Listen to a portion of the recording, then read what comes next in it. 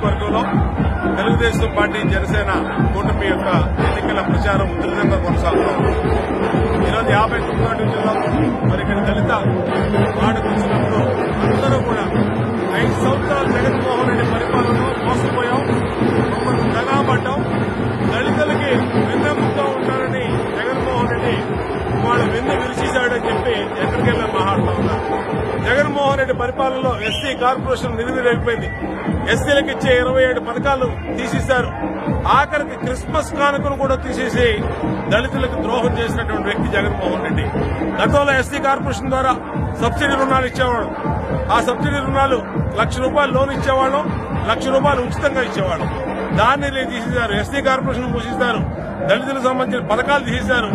Ambedkar overseas విద్యా విధానం అని మరి దళిత పిల్లలు చదువుకోవడానికి చంద్రబాబు నాయుడు గారు ఇచ్చినటువంటి నిధులను కూడా ఈరోజు తీసేసినటువంటి దుర్మార్గుడు జగన్మోహన్ రెడ్డి.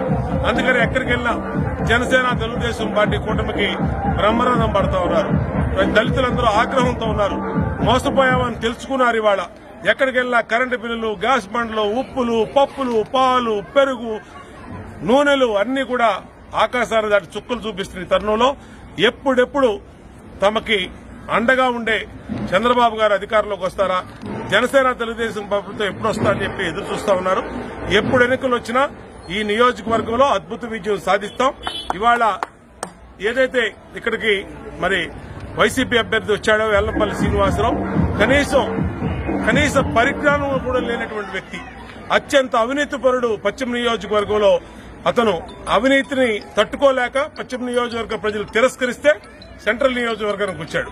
నేను అడుగుతా ఉన్నా వెల్లంపల్లి శ్రీని, నువ్వు 2 సార్లు అక్కడ శాసనసభ్యుడిగా పనిచేశావు, ఇవాళ నీ సీట్ ఎందుకు తీసేశారు? అక్కడ సమాధానం చెప్పి సెంట్రల్ నియోజకవర్గాన్ని ఓట్లు అడుగు.